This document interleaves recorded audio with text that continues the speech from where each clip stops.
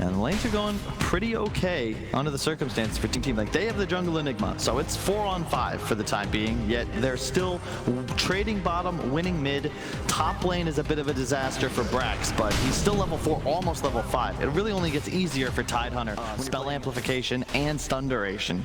Lina stun's like 3.5 seconds with no cast animation if Rubik has it. Do you think something should be done a little bit more about trying to actually control this Enigma? Like, I know Enigma in the jungle is a very old school kind of thing, and oh, wow, great deny by Tim. So huge. Again, just denying Gunnar that extra advantage in the bottle charges. But like moving Jakir up and putting a ward down, like blocking the ability for Enigma to just do what he's freely doing. Should this actually have some level of effort to stop?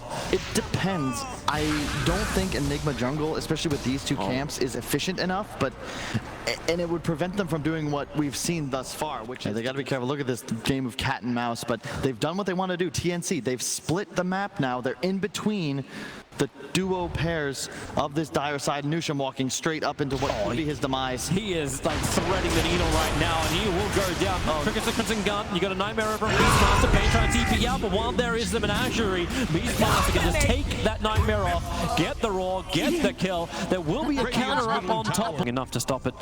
And Team, like, they're holding hands to the jungle. They're smoking. Smoke. Yeah, they recognize, look, we can't keep playing this game because we're just going to have our lane shoved into us until somebody makes a mistake and gets picked off. Let's find the team fight we've been waiting for. We might get over Ravage, Toby. 29 minutes in. Oh, maybe They not. Scanned it. Yep, they see him, and they're backing up. TNC, they'll hide in the trees, they'll play around their own vision, and really, such great movement from Cuckoo. Like, as you were mentioning, the vision game from TNC is right on the mark, and there's just no opportunity the team have. You can see it's both teams very aware of their strategy. Neither one willing to give an inch. But it's so hilarious, because you know both sides are sitting there going, you know, I actually feel pretty good about this. Like, we're going late game. Team's like, our Deucer is getting unbelievably powerful, and we have amazing team fight. And TNC is just like, well, our Glass Cannon is getting stronger and stronger. He's on his way to a Silver Edge. Our Juggernaut is a legitimate hero as well, and they've got great jump and great steal for the counter team fight. Everyone's got everything they kind of want. They're just willing to almost have this peace treaty for the moment.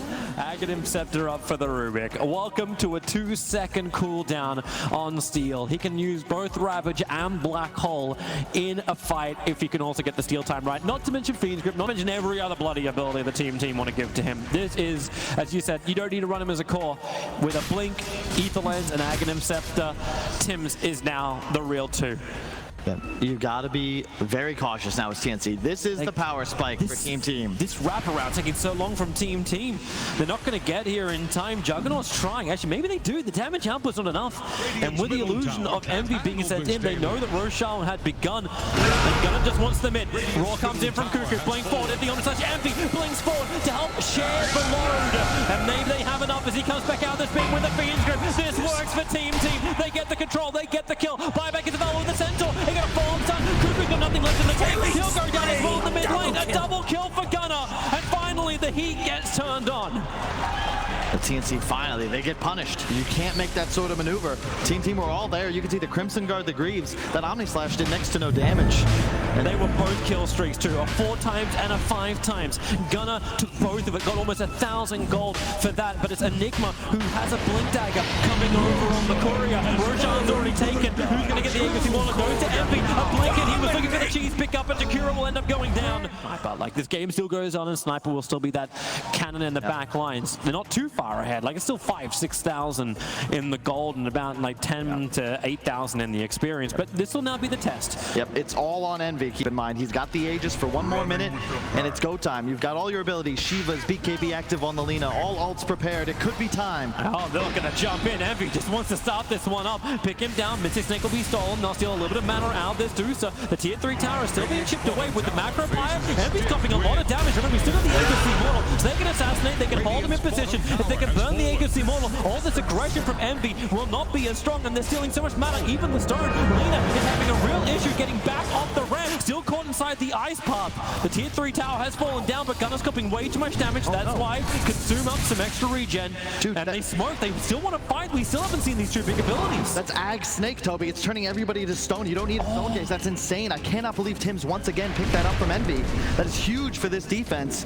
So now you really ask, like, how great is it? So Gunner, yep, turns to stone, cleans up the wave, and now, Lina picked up, thrown back into the ice path. Here's your Ravage, number 1 on the board. The Beast Grip is great too. Juggernaut's control, and looks like Team are ready to break the face. Big abilities have gone out, and maybe they can catch out the Tidehunter. Double buybacks from the cause of TNC. They need to get some of these exit kills. They're looking at the Tidehunter. He's the primary target with the spin. There's nothing Ice Mike can do apart from TP out, but that won't happen. The glass cannons in the back line just basically shattering him out. A perfect ice path, catching out the Lina. The TP out from Deuce will be successful, but Gunner is left behind for his 4th death of the game. Team. They took a tier 3 tower. The buyback cost was expensive, but TNC hold their racks. Just witnessed there. If he has no BKB, the moment he catches that Ravage, Envy just clicks him down to death.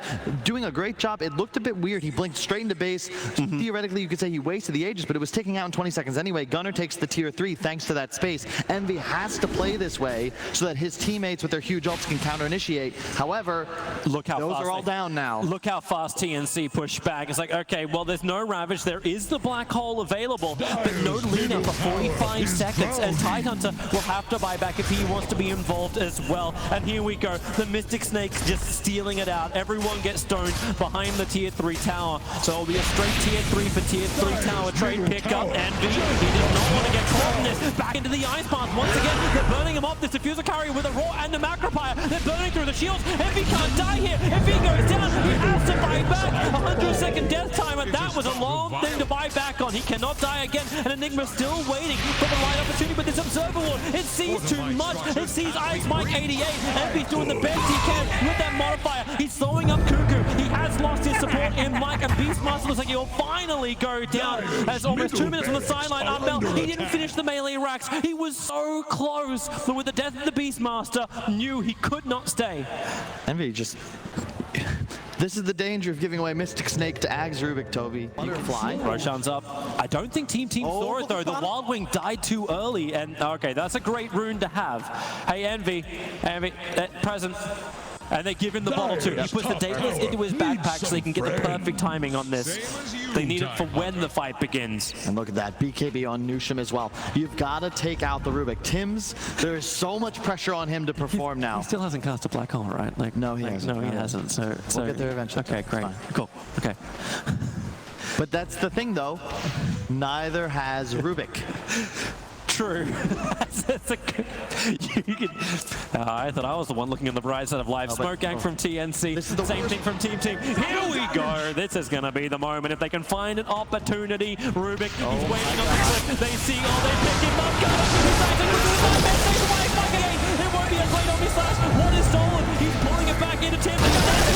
He's pushing forward. The Sun's on the door. Tunnel Envy. He cannot die. He's shooting the Black Hole. Team down the drain. The Black Hole has been discovered.